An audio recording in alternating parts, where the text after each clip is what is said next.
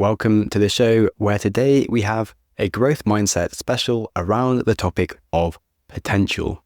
And it's not just me who gets excited about potential. In fact, Pope John the 23rd was obsessed with potential, and he has a great quote to kick us off. He says, "Consult not your fears, but your hopes and your dreams. Think not about your frustrations, but about your unfulfilled potential. Concern yourself not with what you tried and failed in, but with what it is still possible for you to do." And for me, potential is a really fascinating concept because we never really know how much potential we have. And often we can miss opportunities due to social pressure to conform or our own internal worries of failure. And then, of course, the moments where we simply make the wrong decisions in life or realize too late what we should have done. As they say, hindsight is a wonderful thing. Well, to help me today on the topic of potential is one of the best people on the planet to be talking about it. Heather Moyse is a 2-time Olympic gold medalist in bobsleigh, and she is also in the Rugby Hall of Fame as the leading try scorer of the 2006 Rugby World Cup. And she is a Canadian legend. But what is crazy about Heather is that she didn't start professional sport until she was 27 years old, and she almost missed her entire athletic potential. She didn't lift a weight before she was 27 because she didn't want to look buff. But since then, she's not only built Olympic winning biceps, she's built a deep set of psychology-informed mental models that helped her reach the successes that she's had. And she's also helped many others along the way. She is so in love with the area of potential that she even wrote the book Redefining Realistic, which is honestly a great read. In the episode, we cover a little of her history today, but mostly we dive into different concepts for realizing our potential, and we discuss things like energy takers and self-sabotaging behaviours, the psychology of performance, and how to reduce regrets. She is an absolute blast and has truly been there and done that. She doesn't just talk the talk, she walks the walk, and I think you're going to learn a lot today, so stay tuned. Look, Bumble knows you're exhausted by dating. All the, must not take yourself too seriously, and 6'1" since that matters. And what do I even say other than, hey? Well, that's why they're introducing an all-new Bumble, with exciting features to make compatibility easier, starting the chat better, and dating safer. They've changed, so you don't have to. Download the new Bumble now. We kick off on the concept of how Heather first came to realize that potential is not about talent that you do have, but talent that you don't have yet. So I had a coach. His name was Garth Turtle. After an athletic banquet, I walked into his office just before going home with like this armful of trophies or awards or whatever. And I was expecting him to say something like, "Congratulations," or "well deserved," something like that. And he just kind of looked up and shook his head and he said, "Oh, Heather, you have so much potential." And I was like, "Dude, you're being very weird." And so I just turned around to leave. And he said, "But just before you leave, Heather, potential is just talent you don't have yet." And so that comment literally had no effect on me at the time. And it actually didn't have any effect on me for 10 years. I mean, I grew up in a small town, but as soon as I started bobsledding, and it was just like all this doubt came, like, I've never done this before. I'm learning a new sport, and I'm just like, potential is talent you don't have yet. So how do you fill in that gap? How do you know what you're really capable of? And so for me, my whole business right now is around helping people discover what they're truly capable of, because my life is kind of proof that you're capable of way more than you give yourself credit for. And my parents were very supportive and very encouraging. There was never any limiting beliefs passed on by them. I feel very fortunate that I grew up with parents who weren't sports fans, because I feel like with my genetics, I could have very easily, had I had crazy sports fanatic parents, I potentially could have been pushed into levels of sports and doing things that felt pressured to do sports. And the joy might have been taken out of sports, and I probably would have burnt out a lot earlier. I kind of joke saying I'm lucky that they could have cared less about sports. They cared that I and my siblings were doing things that we loved, and they were excited to know that I could do something at career level or professional level for sports. I was really happy that I wasn't ever fulfilling a lifelong dream they had or feeling any kind of external pressure from them, feeling that the love and support that they had for me and my siblings and for what we were doing was absolutely unconditional. And by that, after I finish speaking at events, I often get questions from parents. And a lot of them are kind of these parenting questions in and around with their kids being involved in sports and how do you help get them to the next level. And I love these questions, but there are some questions that I have to be very intentional with my answer because based on how that question is framed or presented, it almost makes me cringe on the inside for their child. It makes me cringe thinking about the pressure that child must be feeling to perform for their parent and not necessarily because they actually love it. And so I often share this story about when I first started bobsledding, the first race on the World Cup circuit just happened to be in Canada. It happened to be out west in Calgary. And my parents were like, oh my gosh, well, the first World Cup, it's so close. We're going to fly out and watch it. And I said, Mom, I have no idea if I'm going to be racing. Like, I won't even know until like literally 2 days before the race if I'm the one racing or not. So you shouldn't come all like, no. And I said, it's expensive. Like, you can't fly all the way. I might not even be racing. And she said, Heather, you should know by now, we're not coming out to watch you. We're coming out to support you. And that line is so powerful. And I have shared that with so many parents because that is the true definition of supporting your child. Do you still go and get just as excited to go watch your child play if you know that they probably aren't even going to get on the field or on the court? If they're just riding the pine? Are you going to be like, oh my gosh, that was a great game. Like, your team did amazing. I'm so proud of you as being part of this team. Or are you going to ask why they didn't get to play, what the coach is like, all these different things? Parents can make or break like how far a child goes in what they want to do and the joy that they get out of sports. And for some kids, unfortunately, they feel like the only validation they get from their parents, the only time that they maybe even get to spend with their parents is if they perform or even doing a sport because their dad loves that sport or because their mom grew up playing that sport or whatever. And that's a lot of pressure for kids to carry. Yeah, for sure. It's definitely dives into like attachment theory and also like growth mindset of you teaching them that they have the skills and being like, you have the skills, you should be on the team versus it's so great that you bothered to try or whatever. Interesting.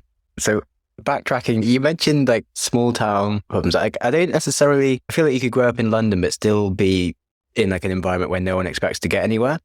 And like one thing, so my sister had an art scholarship to a really good girls' private school in the UK, but her husband just went to like the normal state school. And he just says like there's such a big difference between like her friends and how they've lived their life just based on what they think their potential is. They just sort of swan about just knowing that they can do stuff.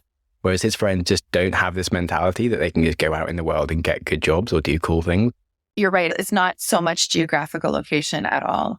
It's what our environment, but also the people in your environment and also the things that you've been directly exposed to and directly exposed to as seeing as possible. That's why it's so hard for some people to get out of their current situation or neighborhoods because they don't see anyone else who's done it.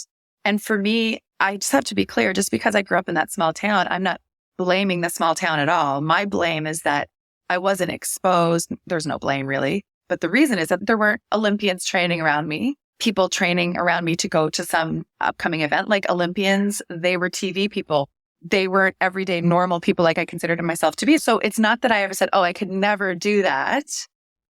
It's just that it never occurred to me because it wasn't right here. Now, I knew I could grow up to become a doctor. My dad was a doctor. I could grow up to become a kick-ass housewife because my mom was like, she's mother, captain, volunteer of everything, like could run the city.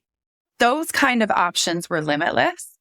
Just kind of like I didn't actually think if I wanted to go to university, I just knew I was going to go because everyone in my family had gone. Like it was kind of just assumed because that's the path that I was on. So I talk to a lot of people and we talk about choices and we think we are autonomous in making our choices. And we are to a point, but we only make our choices within the boundaries of that environment and those direct exposures. We only make our choices within the boundaries of what we actually believe as being possible. We don't pursue things that aren't within those boundaries of possibility. And so what I feel like my job is to help kind of poke holes in those boundaries, poke holes in that resistance to change or resistance to thinking beyond those boundaries. Definitely sort of just trying to work out what are just your autopilot thoughts and expected options versus like what's actually possible. In the same way, like just physics, and humans are just stuck on like the 2D plane of the earth. It's not 2D, but I can't walk out the window and just hover 5 meters above the air. Like I am stuck on the floor wherever I am. I can jump up for like maybe 50 centimeters above where I'm at, but I come back down straight away. Like I'm always stuck on the ground in like your thoughts. Well, I can imagine I'm like Michael Jordan, but I can't think that I'm Michael Jordan because I'm not. Like my brain doesn't do that. In the same way that I just don't think thoughts that I don't think that I could think, which sounds kind of lame, but I sound like some idiot mindset bro being like, dimensionality of your thoughts.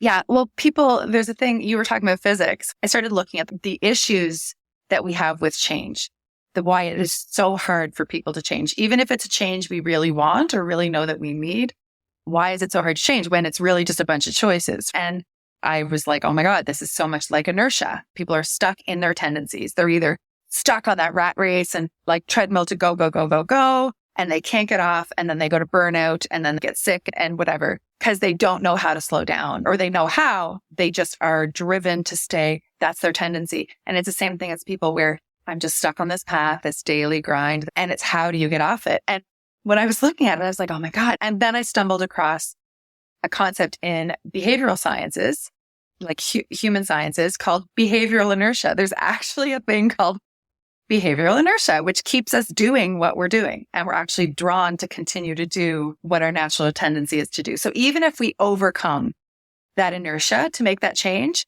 and we can stick to that new diet or stick to that new training program or stick to that new morning routine to start that side hustle, or, stick with whatever it is we want to stick to, we want to change. All of these, there's still that friction that's wanting to pull us back. So we still have that inertia and that friction to overcome in order to make lasting change. And the component within that inertia and the friction when it comes to behavioral inertia, this wasn't in the report, like in the actual sciences. She didn't dive deep into this at all.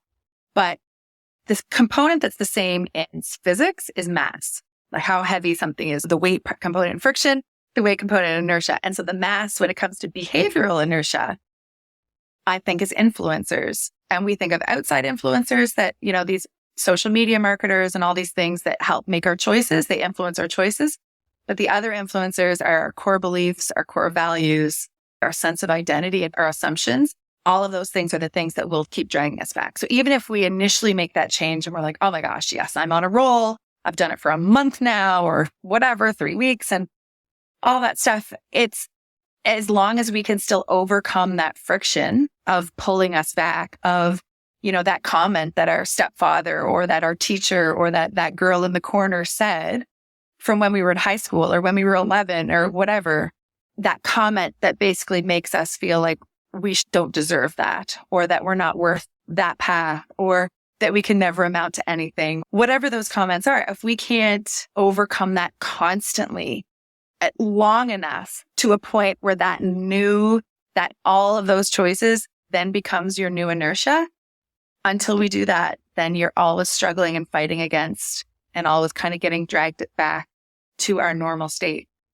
So it's the same thing as moving forward, like the rat race, on the treadmill, these go, go, go type A, like in business, whatever. They may have that core belief that if they do not do that, if they do not provide for their family and they do not work that hard, then they are worthless, or that they don't deserve something, or that their family won't love them, or that, there's no validation. Whatever that core belief is, it is driving and fueling whatever behaviors we're doing. I've done that social pressure personality disorder one that definitely spoke about the concept of the reason you might do things. And there was a whole case study on someone that basically was just following success pathways just to sort of try and please others rather than doing anything for themselves. And yeah, there's just so much of that is just due to our expectations of what other people will think of us, which is ridiculous. Unless it's an absolute phobia, all of our fears are rooted in the lack of connection, of judgment, of ridicule, of isolation, of being shunned by other people. And so that's where our fears are rooted in. It's not really failure or success or even trying. It's what we assume that any of those will bring. And if we fail, then people will judge us. If we try, people will judge us. If we succeed, people will judge us. It's whatever's rooted in those things. It can certainly hold people back from discovering what they're actually capable of. It's the same thing as someone saying that they're going to take time away and just go away by themselves and kind of recharge their batteries. Like some people won't do that because they're worried about what people will say. Oh my gosh, she thinks she's so just important and deserves this time off. Or who does he think he is to take a week off and go to the mountains or, go on this retreat or something? Like we're all worried. We're all worried about what other people will think. I am delighted to recommend my sponsor, Cozy Earth, whose bedding and loungewear I genuinely love. It's made from high quality viscose from bamboo, and it gets softer with every wash. It was voted as Oprah's favorite things several years in a row, and it's because their bed sheets are so damn incredible. Their collection also includes some divine loungewear for your home or travel. They have cute little tote bags to carry your gear anywhere. So whether you are exploring through a journey of personal growth or discovering new parts of the world, you can nestle up under starry skies with the softness of Cozy Earth's loungewear. So pack your bags, venture on and visit cozyearth.com today and use code GROWTH at checkout for an exclusive 35% off. And let Cozy Earth be your travel companion on the road to adventurous growth. cozyearth.com and use code GROWTH at checkout. I'm currently writing an episode on the concept of like things that sound really lame to work on. Like I'm working on my enthusiasm or something because it's such a life skill, but it sounds like it doesn't compute to say that you're doing it, but it actually makes sense to work on and get better at. And like things like that, you're like, yeah, like, there should be so many things that you don't get taught at school, but you should know for life, which is really fascinating.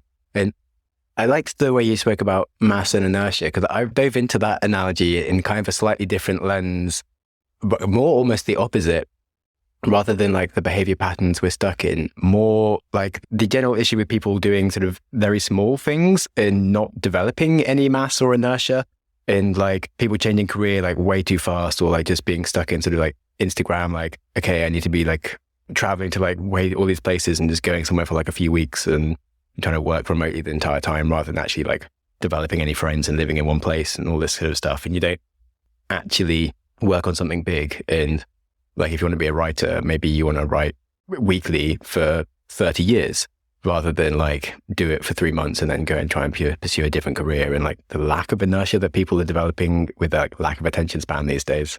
It's just funny how you kind of had like the exact same analogy, but the opposite way. And I'm like, but it totally makes sense as well in terms of our habits. It just comes down to what our natural tendencies are. And so part of to get over our inertia is, for some people, it might be making, and I think that's why a lot of people make extreme changes, is because it's so far away from the norm that they feel like they won't be pulled back as easily. But sometimes those big ones, for some people, are harder to maintain. So it's almost recommended to take these smaller steps until that actually then gets adopted, almost like habit stacking or doing all these things to make that the new norm, and all these little tricks and hacks. Identity change, some of it can be really much easier to do very slowly, and some of it can be a bit more of like a hard, I'm a vegetarian, kind of whatever. So talking about some of those belief changes, for me, it's about lightening that load, like the formula. In order to overcome the inertia and friction, on this side, force has to be greater than the inertia and the friction in order to make a change in physics and behavioral science. If the force is actually a combination of our motivation and our energy, then it means that has to be bigger than our inertia and our friction. So the motivation, which is the reason why you're doing it. So that's why Simon Sinek talks all about this why. Like the bigger the why, the easier it is to overcome this inertia. But we all know that motivation is like, it can't be up there 100%. And the same as our energy levels, right? When we're so tapped out, when you're tired and when your body, when your mind, when all that stuff is down and your energy is down, then that's why we revert back to the cookies in the cupboard instead of the carrots in the fridge. So we can either try and increase our motivation, increase our energy, or we can try and decrease the inertia and the friction. And to decrease those means decreasing the mass. Now, when I'm saying decreasing the effect or the influence of those influencers, like the core beliefs, your assumptions, your fears, all those things, to me, it's a matter of just poking a hole in them. And it's poking a hole in your disbelief, these beliefs that are holding you back, or your identity, for example. It's the meaning you attach to your identity and what people like you can do or people like you can't do. Well, nobody in my neighborhood does that. People like me don't ever go to university, or I grew up in this kind of family, people like me. So really, it's just a matter of asking these questions that just poke holes in that resistance. And for one, it's just like, are you sure? Like the easiest question is, are you sure? Is to poke that initial hole in it. Like people like me don't do that. Well, are you sure? Another one would be, says who? Like, who says that people like you can't go to university? Or are you sure that, single moms can't also have a side business? It pokes a tiny little hole just so that you can kind of see a little bit of the possibilities, like, And then I talk about the how factor. So as soon as you get that hole poked in there, then you flip over to the how factor. And it's like, instead of can I do something? Don't ever say, can I do something? Because it only gives you a binary answer of yes or no. And when you have a can I do something, binary yes or no, if it's something you really, really want to do, then of course it's going to seem so big and so huge to you. And so you're probably going to be like, yeah, probably not. Right? Like if someone, for example, wanted to be the number one podcaster in all genres in the world, and they're like, well, can I do that? Someone starting off might say, no, can't do that. So then they won't even try. But if you say, how can I?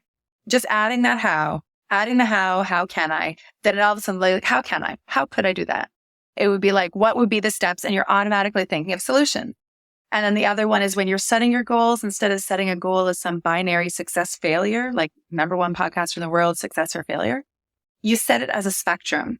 And as soon as you say it's not about achieving it or not, it's about how, again, you're in the how factor. So how close can I get? It actually takes the pressure off you. And it also disempowers the naysayers.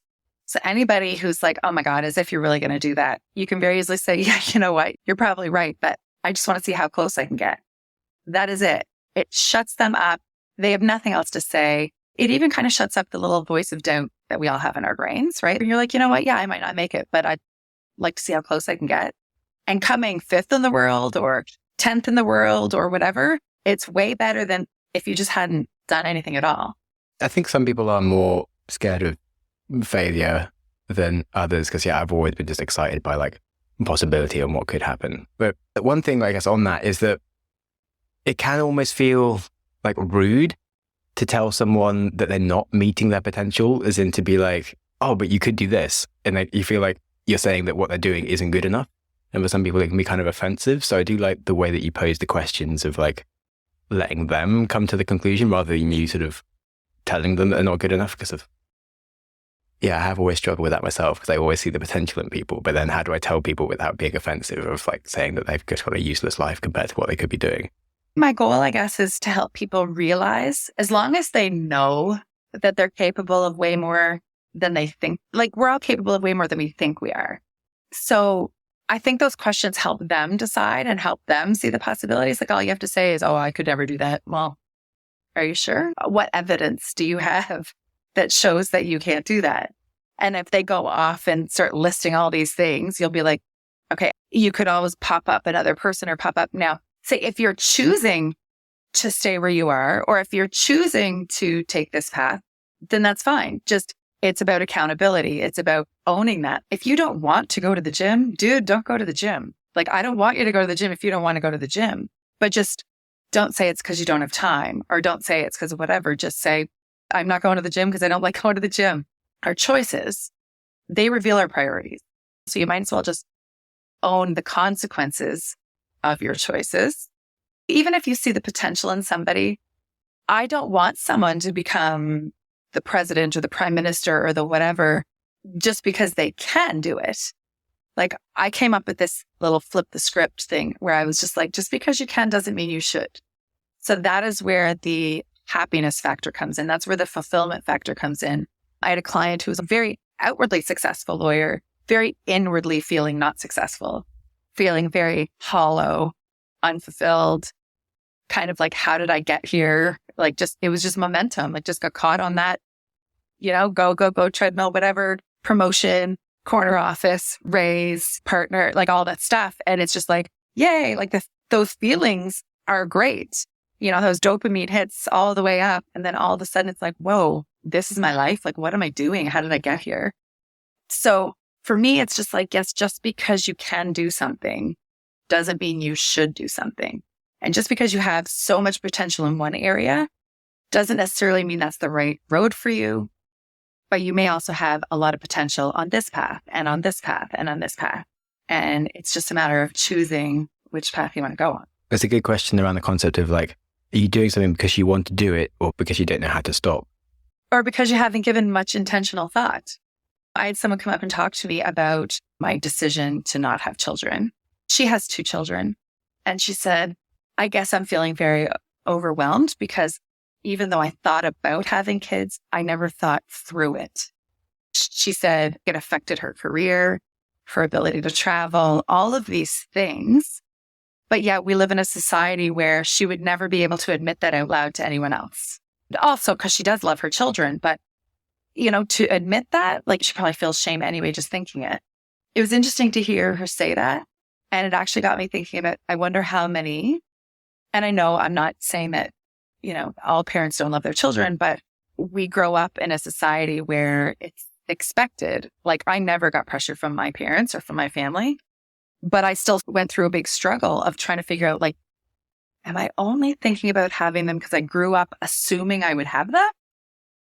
Do I really want to have children? Do I not want to? Like, I'm not against it, but do I really want that? Like this whole conflict. And it's literally just because of the assumptions that are embedded in us and our core beliefs on what we're supposed to do or people like us do or whatever. So it's crazy. In the same way that you talked about mass and inertia for people that like need to sort of break out of what they're doing. And I spoke about probably the opposite of people need to stop breaking out of what they're doing and to stick with something. I feel also with generations as in like your generation was more like, we should all have kids. Whereas our generation is like, are we going to have kids? I don't have time or money for kids. Like, what the hell? Why do I even want kids? And we definitely have a fertility problem now in the lower ages. But I do wonder, in terms of saying what people like us do, because you never know what it's going to be like to have kids until you have them. It's a really hard decision.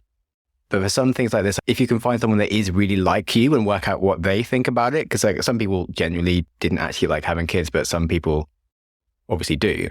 And just working out how you can find people that would actually represent your own opinions and find out what they thought is currently like my best way of working out. But you can definitely ask a lot of people, but they might not be overly truthful because they'll feel like they're going to be judged. The fear of being judged by somebody and someone admitting that they might wish that they hadn't had kids is like, would just be the most horrific thing in our society. Like, oh my God, it's a process to go through. But I just think that I don't think that many women or many couples go through the process of actually thinking about how it will change their life. They think about maybe how the good things will change, but they also go into it, I think, just assume like, with an assumption, like it's not, do you want to have kids? It's how many kids do you want to have? Like, yeah. I don't know how we got on to kids, but it's fascinating. But I am now wondering, like, do you think if you hadn't been like an elite athlete through your 30s, that you might have considered kids more than you did? I think I would have, but I think partly the time, me waiting till I was older also got me doing more research and being more about the intentionality of choices. And when I'm working with clients and that sort of thing, and realizing that people have followed paths just because of the momentum of where that path is taking them and not because they've actually chosen it or even discussed or thought about how that changes everything else. So I don't know that it was necessarily sports. I just think that the time in terms of doing research and coaching and that sort of thing, that's just altered my realization. I guess it's given me the realization that there's so many choices that we're making that we're not really choosing. For example, the average person has between 12,000 and 60,000 thoughts a day. And approximately an average person is like 2,000 choices a day.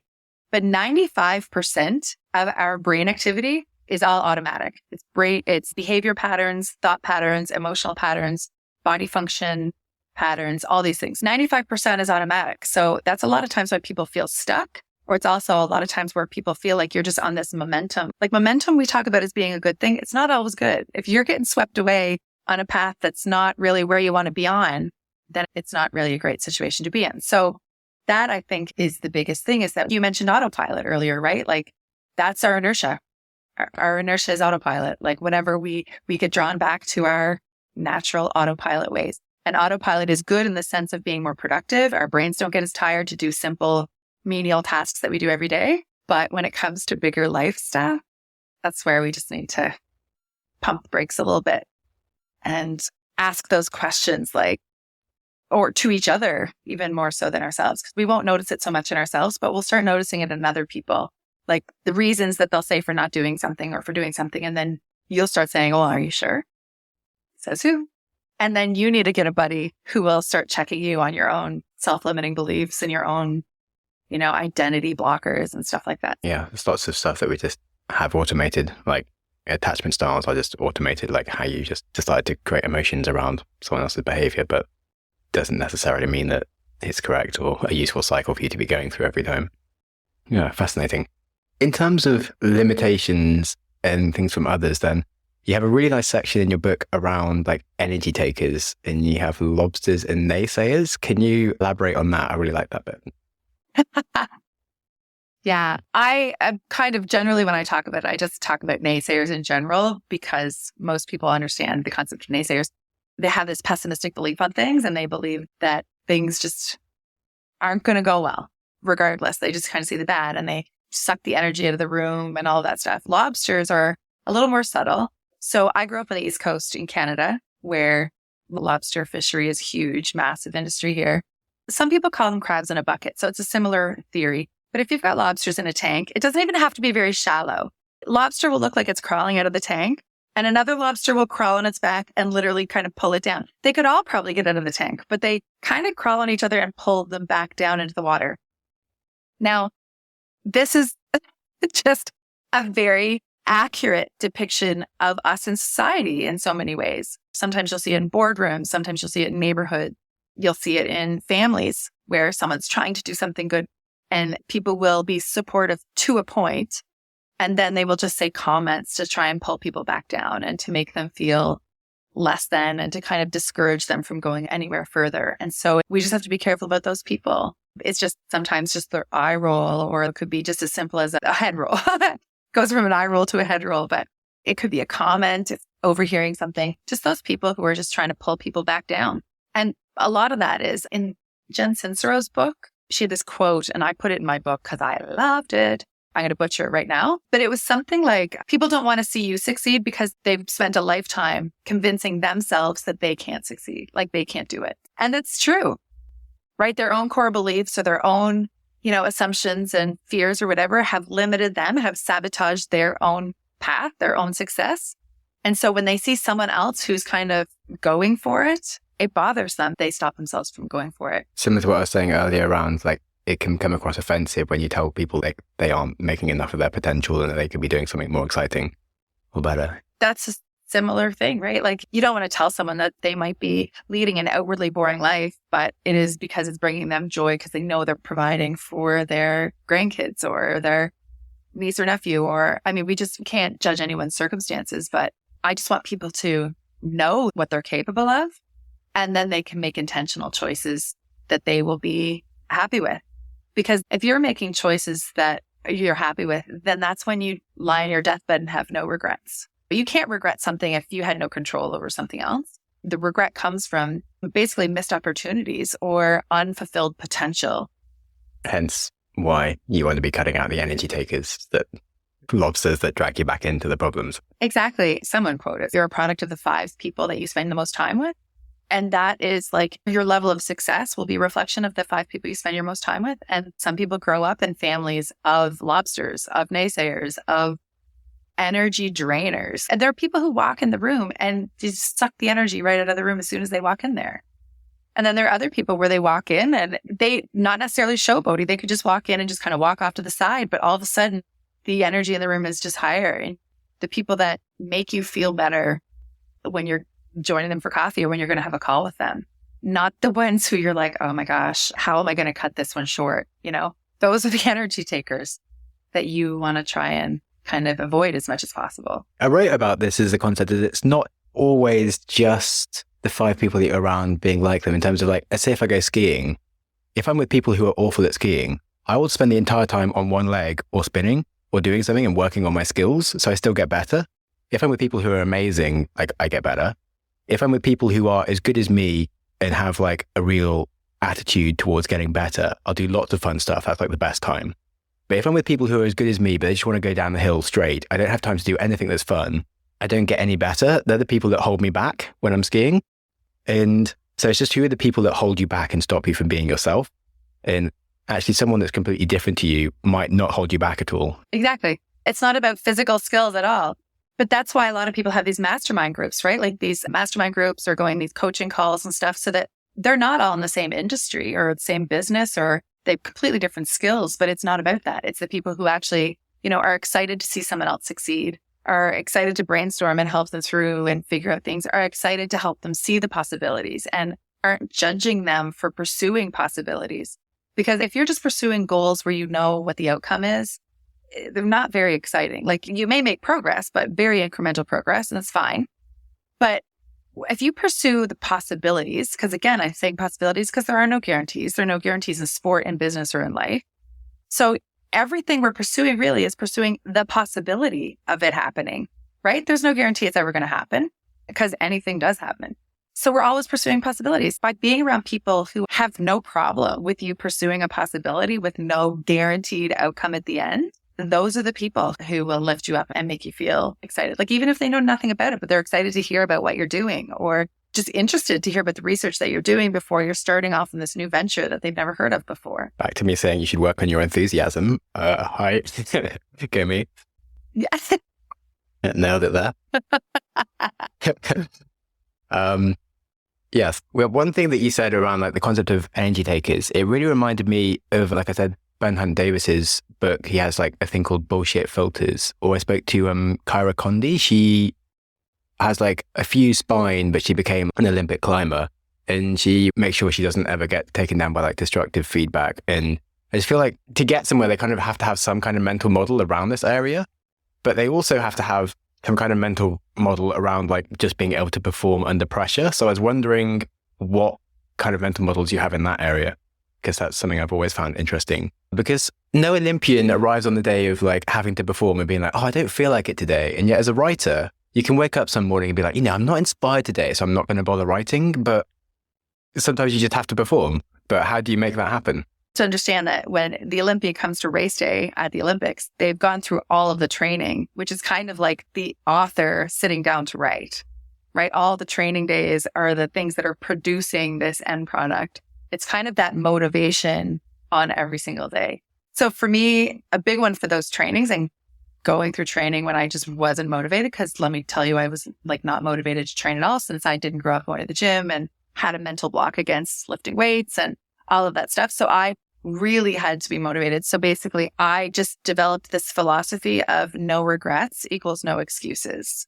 So for me to get there and do it, meaning if I got to the end and just didn't make the team, or came fourth, which we did once, or come second and just lose out on a gold medal, or just miss out on something, am I going to look back and have a May 24 weekend where I was at the cottage with my friends instead of training? Am I going to have something where I'm like, did that make the difference? Like, did those sessions, the ones that I skipped, did that really make the difference? So that was kind of my decision making on, those fork in the roads where I'm like, oh my God, I feel like crap today. I don't want to go. I just want to have a normal, lazy summer day. But you go anyway, because you don't want to be still sitting on that same couch watching someone else up on that TV when it could have been you. So it just comes down to these choices at the time. Now, when it comes to performing, for me, it was about downplaying the importance of the event. So all of this has to do with, have you heard of the optimal level of arousal or adrenaline? Some people call it adrenaline. I haven't heard about it in that circumstance, but I'm interested. So optimal level of adrenaline. So if you have this bell curve on the y-axis, that's your level of performance, right? So you want to get the very top of the bell curve. And across the that is your level of adrenaline. So if you do not have very much adrenaline, like you're not stressed, you're going to go up against an easy team, or it's just an easy day. Or maybe when you're writing, if you've been writing for a while, you're like, oh, it's just a day. I'm not up against any competition. I don't have a deadline. I don't have whatever. Then you are on the lower end of the bell curve, and you're not going to be as productive. You're not going to perform as well because you're not in your optimal zone at the top. So for some people, it's these pep talks. That's why teams have these like rah pep talks, and these like people are listening to music to jack them up and to do whatever to get them to that level where they can get enough adrenaline to actually execute what they're physically able to execute. On the opposite end, if they are way too jacked up, if they are way too nervous, if they are way too stressed, then that's where they're going to be so nervous, anxious. They're going to make mistakes that they normally would never make. They're going to make choices that they normally wouldn't make. So that's basically their focus spots where they can kind of hyper focus, where they can perform and all that stuff. So for me, for example, like I had a playlist I listened to all year during the World Cup season, but at the Olympics, there were some things that I had to adjust. And so I changed my playlist out and listened to other, like we're talking about thousands of people there, and I don't need help getting my heart rate up because the environment is doing that for me.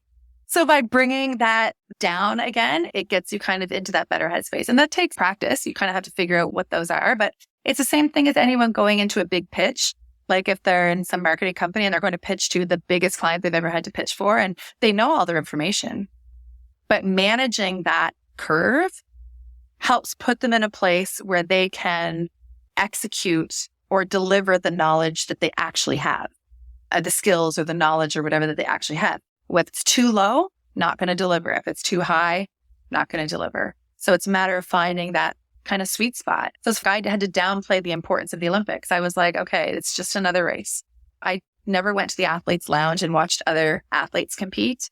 I consider myself very ignorant because I would never know how my other teammates are doing in other events because I didn't want to be in the room hearing how people are going to react to someone making a mistake or how other people are going to react to someone doing really well. Because no matter how much that is, that's all internalized. You do the same things as you do with any other race. You kind of talk to the same people. I call my family because I always call my family. You have those discussions beforehand. But imagine going into this pitch and your significant other sends you a message that you read right before going out there saying, good luck, babe. Counting on you. We need this. So go get it. We need this. Our house is going into bankruptcy. So I hope you land this contract. Like, oh, well, okay. Your whole adrenaline just went skyrocketing towards the end. And so sometimes it's managing that. That's why the recommendation is to avoid social media.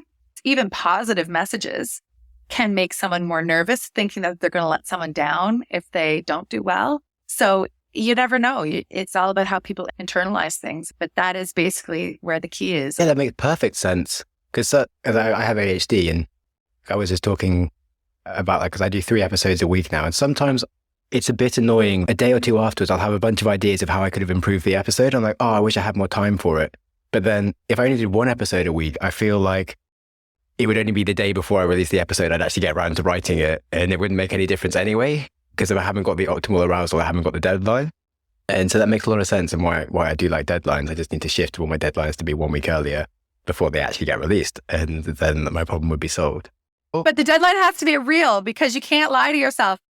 So that's the same thing for me. I was a big procrastinator at university. I need deadlines and they need to be hard. When I give myself a deadline, it's not quite as effective as actually having to turn something into someone else. Damn it. Yes, I agree. Yeah, another concept was just not messing up your routines. Like I don't usually eat before I go running. At least I didn't used to.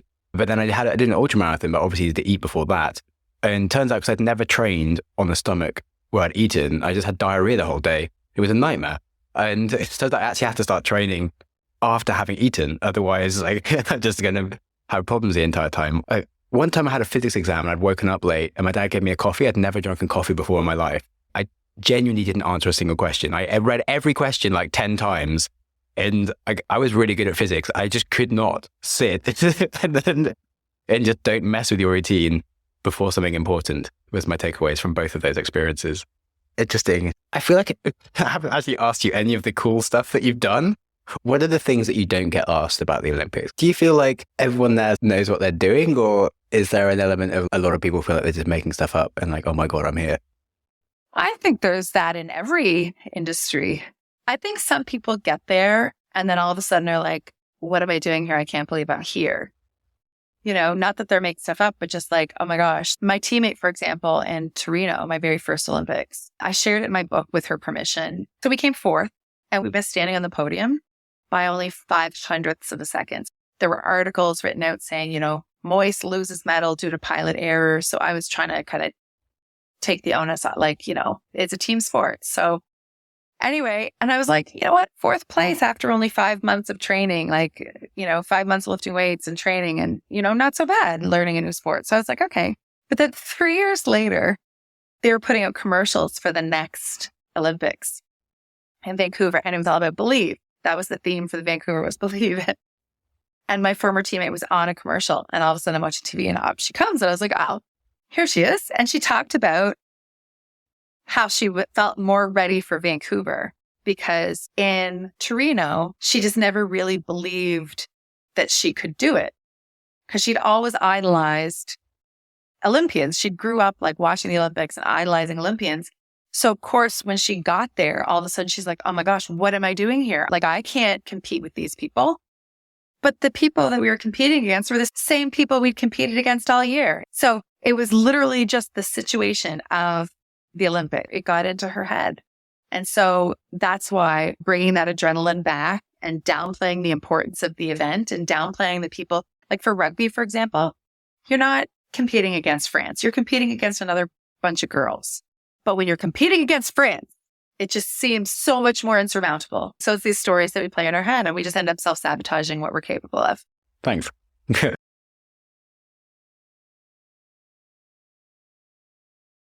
Okay. So I have 2 wrap-up questions. Firstly, what is one of your earliest memories? I feel like I have a lot, but I have little. I remember doing concerts and dressing up and doing shows for our parents. I remember lining up teddy bears and pretending to be a photographer, take pictures of teddy bears. I also remember lying to my mom and having to send my friends home. It was something as simple and stupid as my brother coming and bringing us little cookies and passing them out to us. And I ate mine super fast. I think it was even those arrowroot cookies, nothing fancy at all, but I scarfed mine down. And then I went out to the kitchen and I said I didn't get one. And my mom said, you didn't get a cookie? And I said, no. She said, are you sure? I said, yeah, I didn't get one. Well, your brother took cookies in for everybody. Well, he didn't give me one. So Heather, you're telling me that you did not eat a cookie? And I said, no. So can I get another one? She goes, come with me. And she took me by the hand, took me into the bathroom, boosted me up onto the sink so I could see in the mirror. And there were crumbs all over my face. So then I had to go into the other room and tell my friend that she had to leave because I told a lie. And so that was it. Ownership, right? It's consequences, but it's also owning why. Not just telling her she had to leave. It's not blaming my mother. It was my fault that she has to leave because I told a lie. And that's probably why I have such a strong feeling of accountability, ownership of our choices and the consequences of our choices and stuff. There are a whole bunch of memories. Okay. Then the other question is, what is one of the kindest things someone's ever done for you? There's so many kind things. I don't know. I feel very fortunate. Even messages I receive from people, after having read my book or after hearing me speak on stage or something where they will reach out and say that something I said has impacted them. That is kindness to me because they don't have to do that. They don't have to let me know that something I said helped them. So it's them going out of their way to do that. Thank you. Great interview. It was wonderful to have you on the show. And do you want anyone to follow you anywhere, or what's the best way if someone wants to contact you?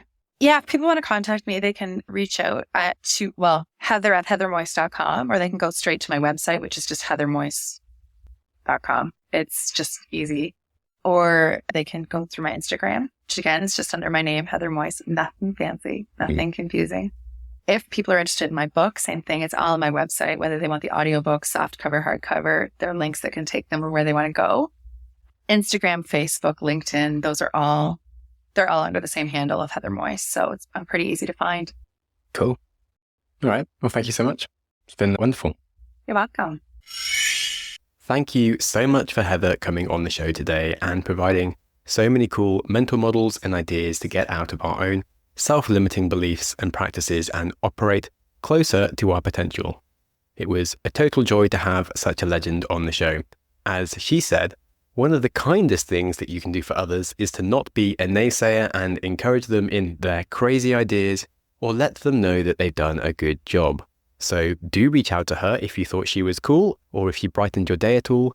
And do feel free to leave a good comment or review anywhere that you listen to the show to also help me.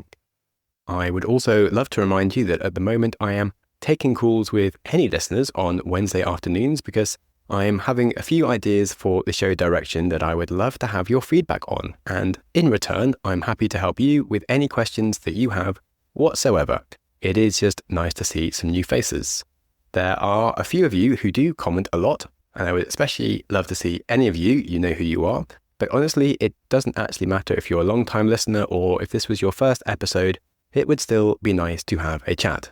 And on that, life is too short to let naysayers and lobsters in your life bring you down or to lie to your mum.